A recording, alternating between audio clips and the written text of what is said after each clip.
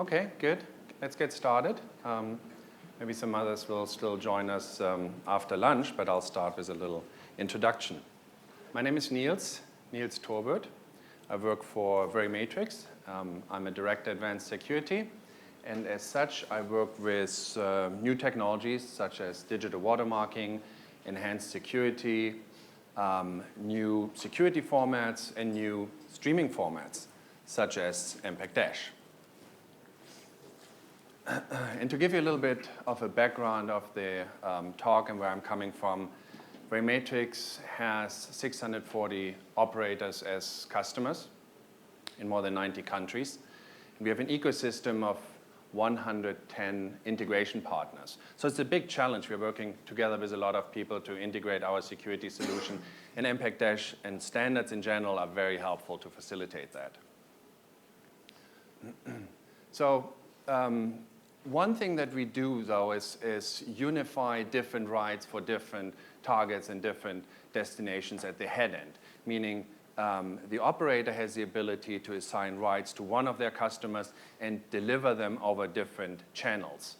And we do revenue security, and we do that for different networks. That is IPTV and DVB networks over satellite, terrestrial, and cable, as well as OTT. When I say OTT, I mean anything that goes over an unreliable or unmanaged internet connection. On the client side, we have the ability to unify those different rights again, where a hybrid set-top box could receive linear IPTV content and also receive OTT content. Now, reviewing the background of this talk and your potential interest, I would venture a guess that you have one of two questions in mind. The first could be, really, yet another streaming format? Or you know that Dash is something that is going to be relevant and that's coming. So it may be the question of the if or the question just of the when. And I'd like to just get an idea of that and ask you whether you believe that Dash is something that is going to come and it's just a matter of time. Can I see a sign of hands? Okay, so there might be a third of the audience and who is doubting and wondering if Dash is going to come and if that's something. One. Okay, strong question there. I think I have a little bit for both. This is about Verimatrix for the record. And this is about a survey we did with the European Broadcasters Union at the Broad Thinking event in Geneva earlier this year. And we had similar questions, where 85 of them consider MPEG-DASH deployment by mid-2014. And I think that's driven in part, at least, by the HBB-TV standard, which is also embracing Dash. Interesting here, the main benefits for many, they say it's an open standard. And that's something I'll get back to. That is a very important point of MPEG-DASH. It comes with reducing packaging and distribution costs, a broad ecosystem, and multiple DRMs. That's a very important point that I'll focus on the second part of this presentation. Now, of course, there are also concerns. It's about when can we make it happen, if we can make it happen, how does the whole ecosystem come together? And client availability is a major concern here. The question is, how can I reach a broad population of client devices? And a lot of things need to come together in order to get there. The target devices they use are connected TVs and set-top boxes, also or followed by mobile devices and desktop platforms. For other providers, that might be different. So as a next step to set the ground, let's talk about what Dash is. And I know we have breached that topic in the previous talk, but I do want to give a summary here. Basically, it's an ISO standard that has been published more than a year ago. And the description of Dash, which is dynamic adaptive streaming over HTTP, really fits to existing proprietary standards that you know, HLS, HDS, smooth streaming. They all have the same principle. They use HTTP to fetch segments of segmented content, and they have a description file, a manifest file, that tells a client which segments are available at which bit rate, and the client makes that decision. So that's all common. And it is something that sort of the application and the market and the usage showed that this is something that is adopted on a broad scale, where the intelligence to assemble the right content and the right bit rate according to the properties that the client has, according to the properties that the bandwidth gives us, those are decisions made on the client. And that is sort of an established trend that now can be incorporated by an open standard. So in that sense, it's a superset, focusing on the most powerful items, focusing on use cases that are most relevant to operators. But it does incorporate a lot of those previous standards.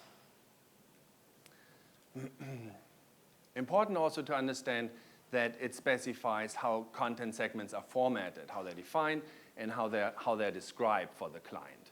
So that's what the DASH standard really does.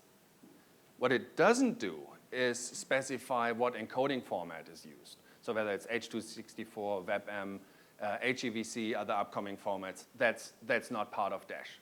It needs to be combined in order to have an end-to-end infrastructure, but it's not initially part of this standard. So the impetus for creating a standard was really to enable a broader ecosystem. The individual solutions of HLS and smooth streaming, they're very popular, and they have a broad distribution, but yet there are specific silos. There are individual markets that can be addressed with that only, and don't even have the promise of reaching a total population. Now, with that comes sort of the trend that's just starting in my view, the OTT distribution, the adaptive streaming. It's the early days. So as it grows and as more users use it regularly, and as new services come and provide more content, and as users expect more features on all devices, the common standard is really what it takes.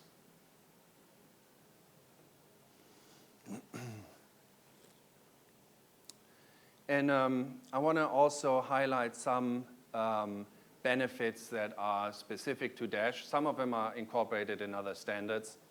And actually, for your information, I yesterday read this copy of the Streaming Media Magazine, which fairly well summarizes some of the advantages and some of the discussion and pros and cons of DASH. So I mentioned the ISO standard, very important.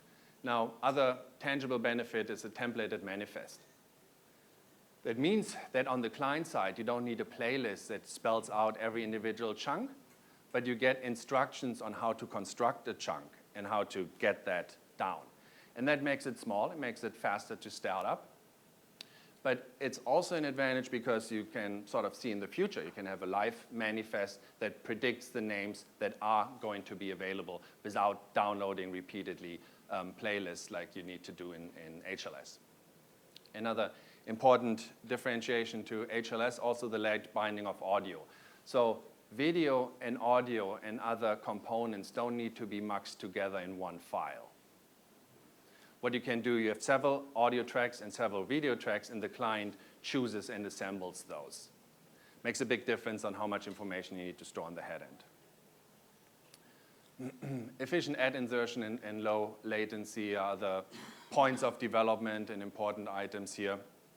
And common encryption. Common encryption really is something new to the streaming world, to the adaptive bitrate streaming world introduced by DASH. And that's something I'm going to focus on. It's a system I like and that enables new and additional services quite a bit. So overall, this enables all common business models, free, ad-supported, rent, but with common encryption, also encrypted premium content, where content owners require a certain level of security, certain level of protection of the content that's enabled here. So far about DASH. Now, if you take the specifications as they are and you want to implement DASH and hope that somebody else, after you encode it, can play back DASH, that's not going to happen for several reasons. One is it's just a wrapping function. It just tells you on how the segments are created and delivered. It doesn't tell you how they're encoded. So you need to combine it with codecs in order to make it cross-functional and interoperable. The other thing, and that was also mentioned in the previous conversation, it's a fairly broad standard. It tries to be a superset. It tries to incorporate a lot of elements of other streaming functions, and it's based on standards which in many areas give you a good direction and a very, very reasonable direction. But when it comes down to the bits and pieces, there's still questions on how specifically things are implemented. And that's where the -IF comes into place. -IF is an industry forum that grew out of the Dash Promoters Group with initially 6 members to now close to 70 members that get together and try to solve the items I just mentioned with initiatives of providing information or interpreting enhance the Dash standard. So how are things really created? And facilitate interoperability tests by specifying very concrete use cases, very tangible use cases on how the content is used and creating actual specific files that help encoders to encode against and players to play against, and everybody else on the delivery chain to be involved with specific examples. Now that is solved in subgroups that deal with items of multi-channel audio, HEVC video, live streaming players. Backend interfaces is an interesting one that we are looking into whether or not it makes sense to specify communication between modules, communication between an encryption module and an encoder module, for example, at the head end, which is typically not something that Dash is part of, but -IF takes it on itself to at least provide guidelines and to provide examples on how this could look like, and maybe going further, specifying what it specifically is in terms of an API. So as an output of that, we published interoperability and deployment guidelines that are now available for download, actually freely available. So those are specific, tangible suggestions on how to implement certain features and interact with interoperability tests and test vectors. Another important point of the -IF is to collaborate with other standard bodies, as Dash is really just a piece of the puzzle that other standard bodies can embrace. The -IF is working on shaping that piece, make sure it fits into other standard bodies. And I believe this is going to be a very important part of the adoption of Dash and a driver in the future.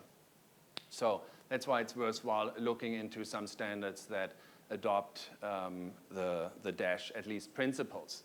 And HBB-TV is a main one I want to highlight for interactive TV in Europe, and DCE Ultraviolet is another one. And DCE is maybe more known in the US. It has 12 million registered users there, and what they are trying to do is create sort of a virtual library where you'll have the ability as a customer to purchase content once, but you don't get a Blu-ray disc, but the right that you have to this content is stored centrally with a coordinator in the cloud, if you will, and you can pull it down through different system providers. And they started out initially with downloading content and are going now towards streaming and look at Dash as a wrapper format to enable that streaming.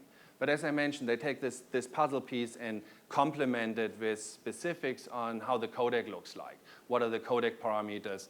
How is the DRM applied? How are the rights entitled and managed? But what they need is again, an open, a public standard, something that's not controlled by an individual company, but something that is created by the industry where others can participate and where they do foresee a certain stability.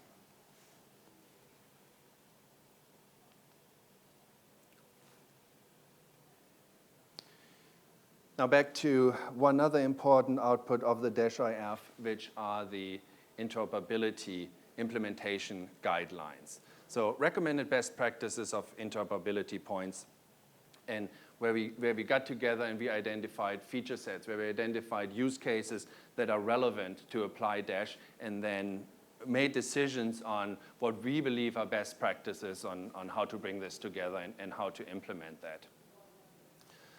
The focus is on ISO media file format and H.264 use. And while Dash, as you may know, also incorporates features closer to HLS with an MPEG transport stream, I really haven't seen a lot of adoption to that. And that might be that you harvest most benefits of Dash if you combine it with H.264. It might also be that if you're using a transport stream, then the main reason is to address iOS devices, and then you may as well use HLS. So what's interesting here also is the commitment from many vendors and service providers to support and enable deployments based on Dash.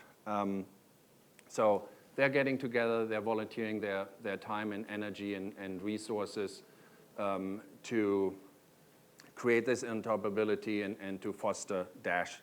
And here's a snapshot of some of them.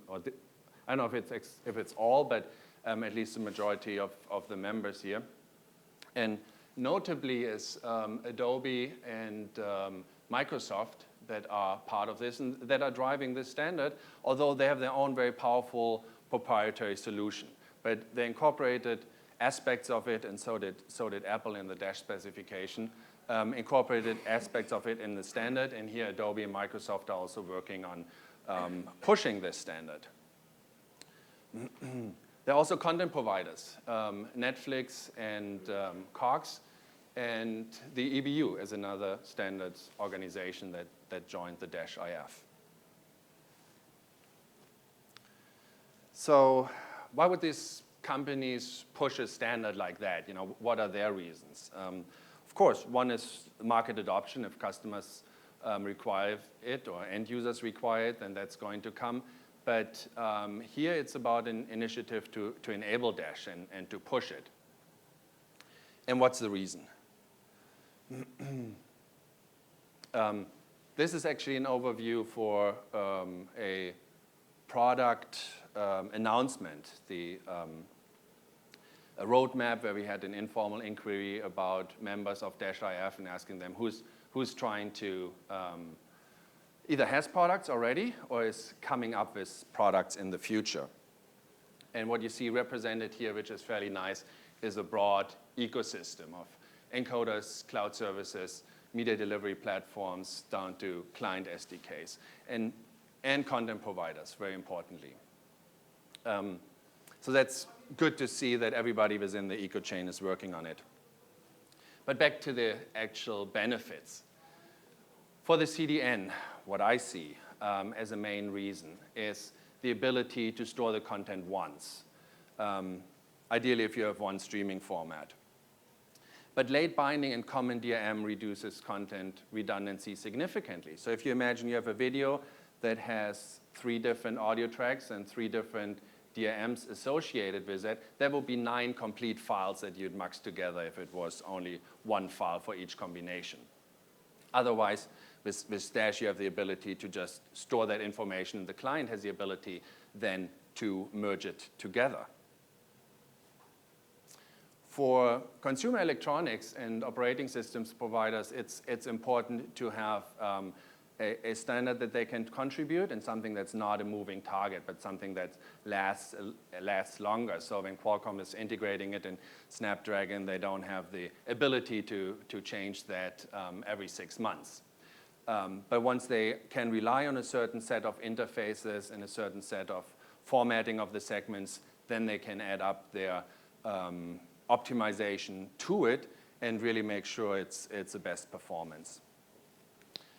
Browsers, that's an important point that might drive the adoption of Dash. The goal is to be plug-in independent, and the at least intermediate solution may be with media service extensions that allow to parse the incoming segments on the JavaScript level. So it's integrated in JavaScript level, that is parsing Dash, and then passing on individual chunks or segments to the browser.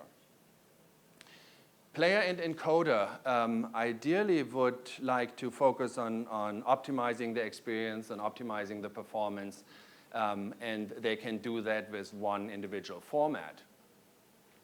Now, I realize that's a little bit idealistic to say if there was only one format, then world would be a better place. That might be an ideal scenario, but the world is not ideal, and there will be a transition period where it's required to support multiple formats to reach the broadest audience. And that means that the encoder, and that's where I see the main part, needs to output different formats, at least in the interim. And there may be different players that also support different formats. So on the DRM system, again, it's facilitating integration with encoder and player. I mentioned we have 110 integration partners, so it would be nice to have one standard and one set of interfaces that we can work with. But another important point is a stable client integration, where we integrate our security architecture in client and make sure that the decryption pipe is protected. And that's, again, not something that can change on a monthly basis. But as we integrate in connected TVs, we want that to be stable. And ultimately, this enables gateway content distribution. So what I mean by that is the ability to use the common DRM to receive the dash content and the client household once and then distribute it to other devices, which may have different DRMs. And the common DRMs enable that, as I'm going to explain. The operator is going to benefit from many of those reasons. But ultimately for them, it's about a broader reach of client devices, even if they're fragmented.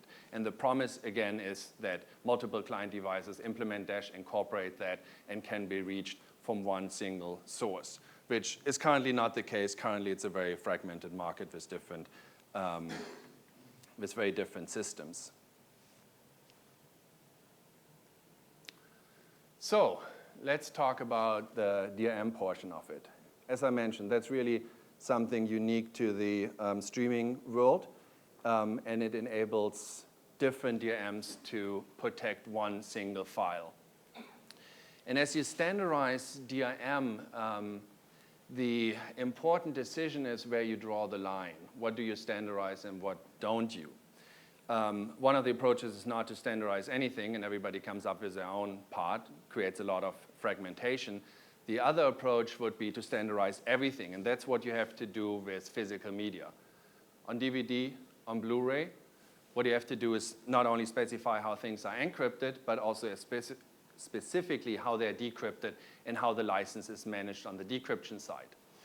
Advantages, once you have a media, you can play it everywhere. Disadvantages, once it's broken, it's out there, it's broken. The genie's out of the box. So here the line is drawn differently.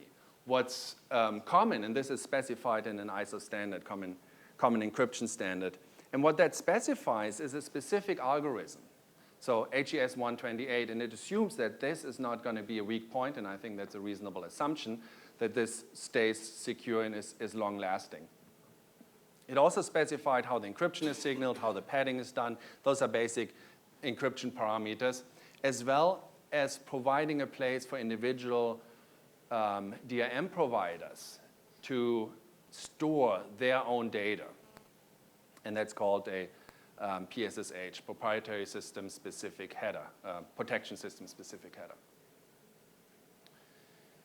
Now, what's left to the DRM systems, such as Ray Matrix, is to implement robustness rules, to implement in specific devices the ability to not only retrieve the key, but also keep it secure and to apply it, and to enforce different licenses. Also allows for device identification and requirements that depend on contents owners, on what they set the security parameters to that are required to deliver premium content to specific devices. So that's the line drawn in the sand, and it's somewhat similar to me to the DVB simulcrypt that also allows multiple DRM systems to provide their proprietary information in form of ECMs, but the encryption is common to all, meaning you deliver the file once. It contains information about each DRM, and each DRM, if present at the client side, picks that information, gets the key, and then enables the decryption of content. So let's look at a little bit more detail on how that works at the head end.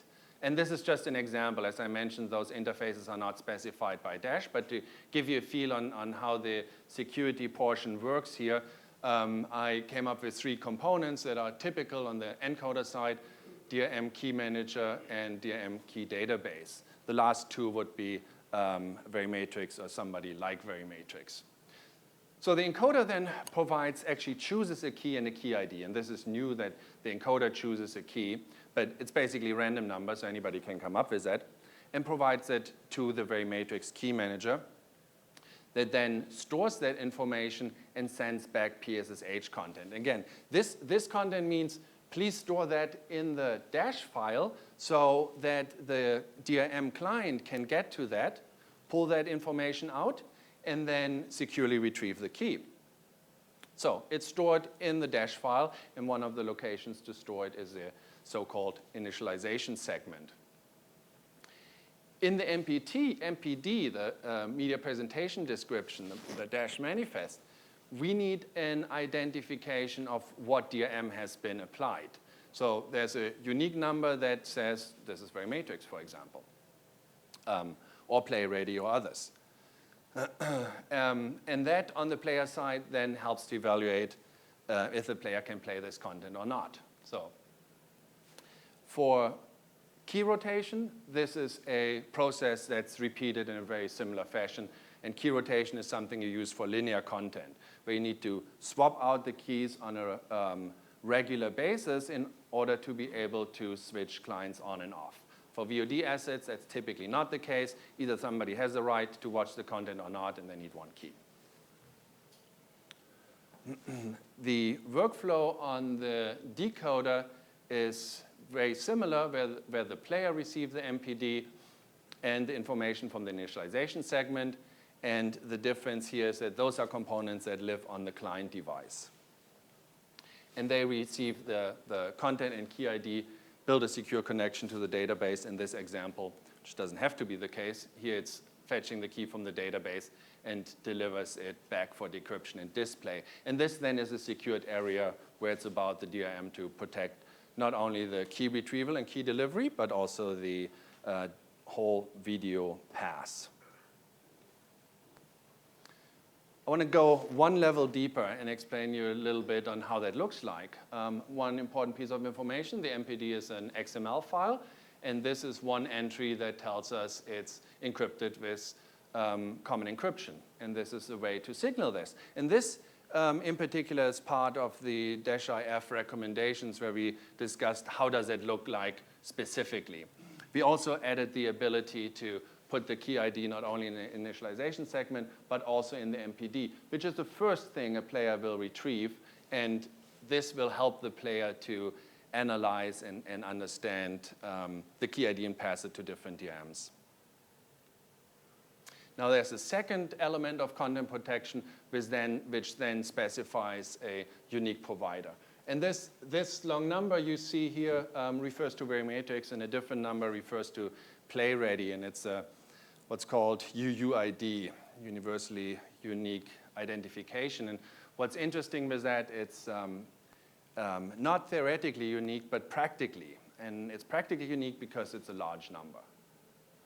Other than that, it's just a random number that everybody comes up with. But since there are few DRMs and this number is very large, there's no real practical way of colliding. It's a system that's used also in other implementations. And that's explained again in the -IF guidelines. And this is also something registered by -IF. So for different identifier, we have a site that shows examples there. Now, I do want to show you how that looks in practice. We have integrated the playback capability on a mobile device here, and that is Dash content that is not only protected, but it also has information from different DRMs. So allows the ability to decode not only Verimatrix content, but content from other providers from one individual file.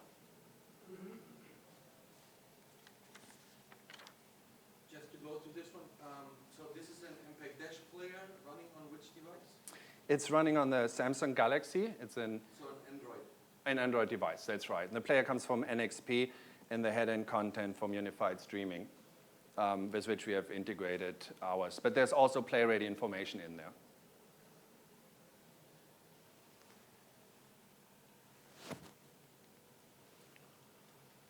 So that was a demonstration, keeping it brief in the interest of time. But I do want to give you a glimpse of other discussions we had. And those are points that are required for the whole ecosystem to come together. Those are the points that I mentioned need to be filled in by an organization like -IF to make the application practical. Now, one of the questions here is if you have HD and SD content, how do you encrypt that? And the suggestion we do is to create two completely different representations that don't overlap. So you have one file for HD and one distinct different file for SD. The problem with that can be that there are levels of different bitrate encodings that are overlapping, that are in HD and in SD. So it's not the most efficient way, but it's the most simplest way. And the important point was that if you encode for HD and for SD, anyway, there will be a difference in other parameters than just the DRM. It's what you expect of the device client capability, it's what you expect of the aspect ratio, and it also avoids the problem of switching keys as you go through different levels and verify the device authentication. Again, that's just a recommendation or a suggestion. Helps to unify the ecosystem, but it's not something that's limited by the standard. We also came up with a way of simulating the DRM that allows a player to go through the whole process of actually retrieving the key and decrypting it without being required to have one specific DRM integrated. So it's not a secure solution, but it helps exercise the whole encryption and decryption process to everything that's specified in Dash and that's added by the -IF. And then there are other interoperability definitions. I talked about use cases, and here we came up with relevant use cases for the encryption on PSSH and tank parameters, and how individual keys are stored, and how key rotation is implemented.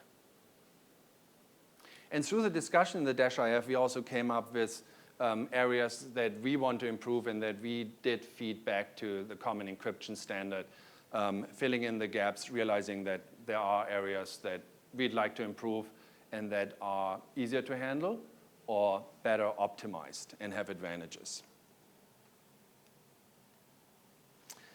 So, on the DRM, what does this system buy us? You know, I was talking about the smart ability to differentiate between what's common and what's unique to specific DRMs. The main idea, of course, is broad reach. So you want to reach a broad client audience and enable different DRMs to support Dash and to create one file that can be read by different client players. But it also allows DRM replacement. For us, of course, a tight and competitive situation, but ultimately good for the ecosystem, that somebody, without having to re-encrypt the whole library, can just add information for a specific DRM and enable that DRM. So either swap out or to just add more ability to it, again, to reach a broader audience. Renewability of core DRM components. So if there's a weak spot, if something is broken, if something needs to be enhanced, this is not part of the standard, so it allows flexible enhancement of that. And I mentioned in-home gateways and super distribution. Now you understand that the information, the identifier for the key is shared and the actual key is shared. So once you have that information, you can pass it on from one device that understands one DRM to another device that understands a different DRM. So in my view, I think it has a potential to be a very long-lasting standard as long as adaptive bitrate streaming is there, similar to an MPEG transport stream that provided a very universal, very broadly accepted wrapper. And of course, the individual parts to be filled in. Now, I want to sum up with some comments about future development. and take upfront maybe 2 questions that come up every single time that I've had a presentation about Dash. One of them, I can make it short, the license fees, as we just discussed it in the previous sessions. So it's to be determined, we don't know. We do know that some of the main contributors like Cisco, like Qualcomm, and like Microsoft did state that they are not enforcing any IP.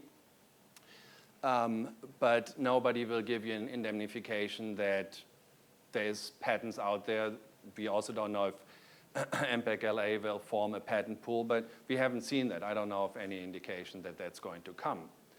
So I also don't know why this is a question specific to Dash, because that can happen with any standard. It can happen with HTML, that somebody comes out of the works and says, here, I have a patent.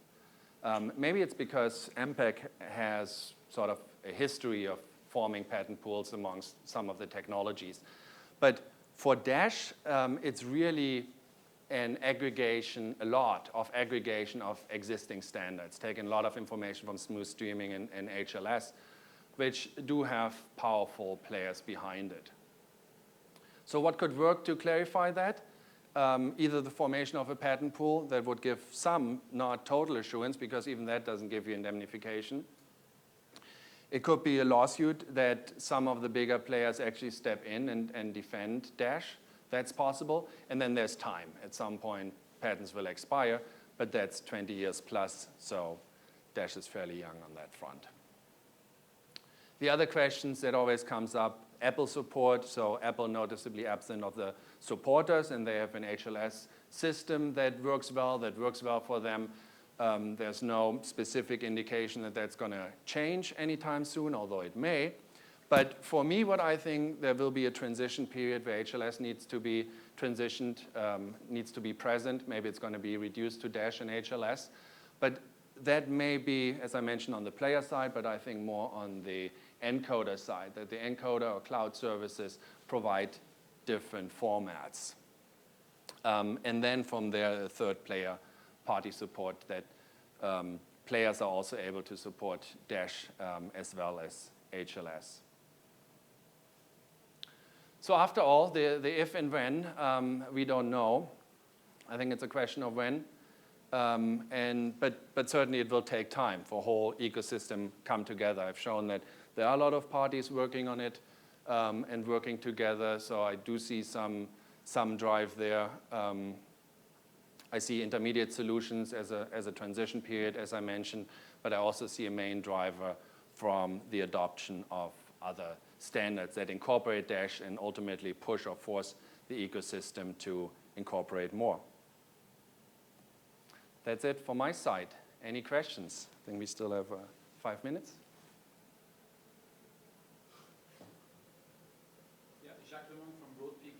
Can you talk a little bit more about the scenario where you are presenting a use case where the gateway is used as a way to redistribute content around the world? Mm-hmm. Sure. So the idea is that the gateway in this case may download the content. And just because it's segmented and it can adapt to various bit rates doesn't mean that it can't also be stored, right?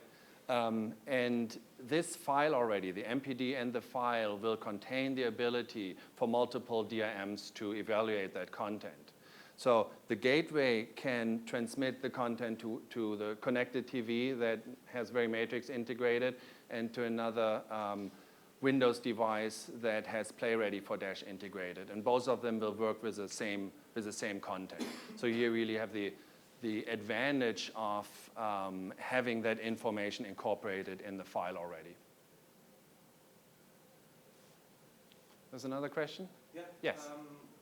As far as I understand the Verimatrix solution, there's always a player, which is decrypting all the content. And in the current world, you have quite big coverage of the devices. So you are on the setup on the connected TVs, and you have webs and also something for the iOS support, where Android is quite not very clear to the customer how you address the player side, because working with third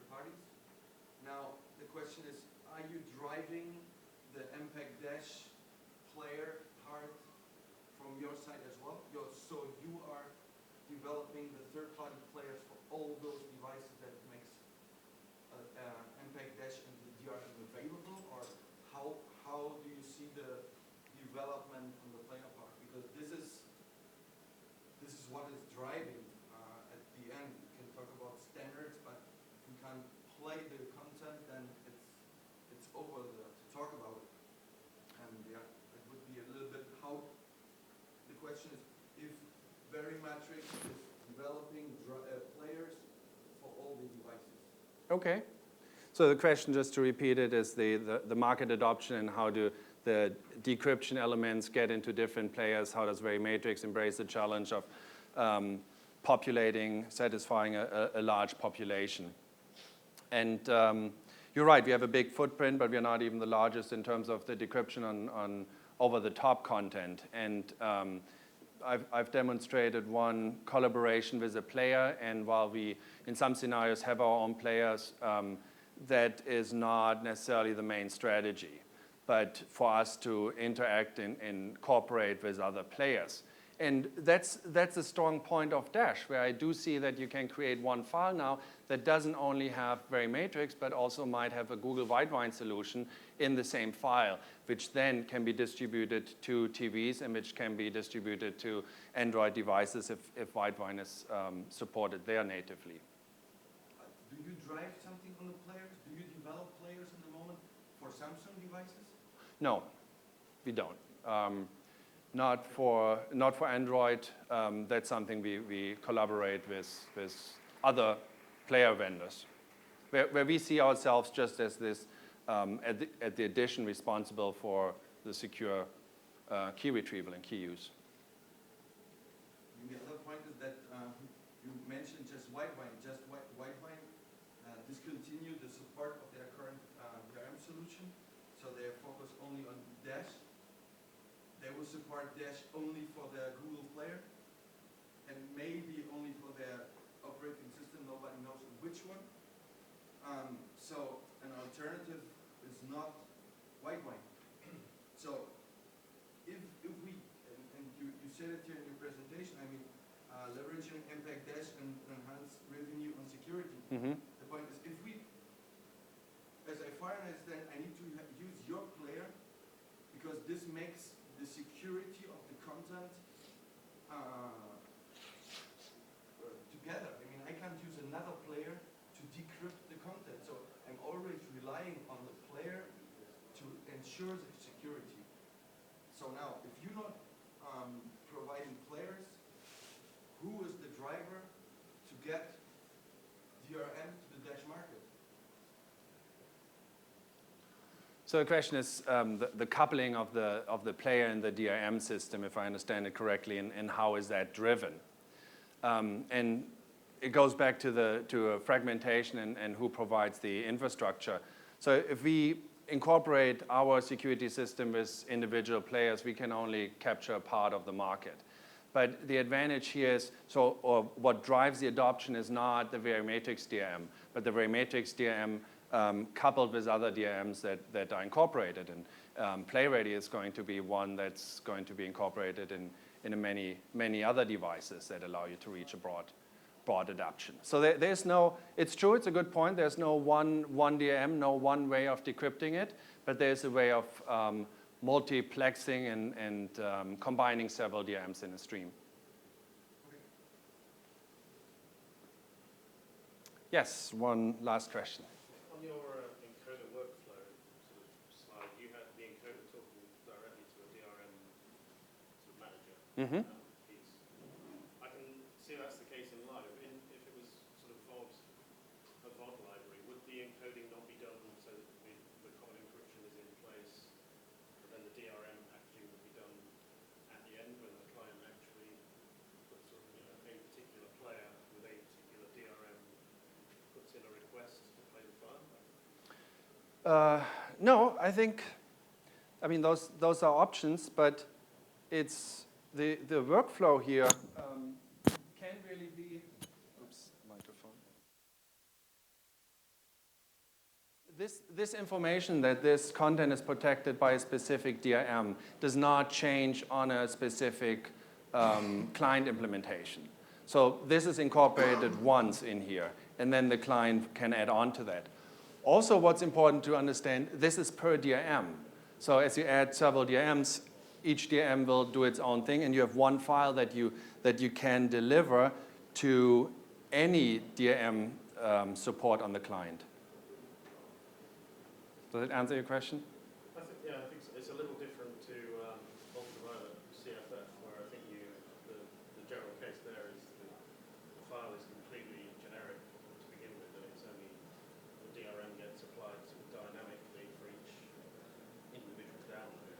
The first time it's downloaded from a service, it's applied at that point. It's similar. It's interesting that you would actually, in production, you would try to talk to, I guess, what could be quite a large number of DRM servers to apply all of them to a file.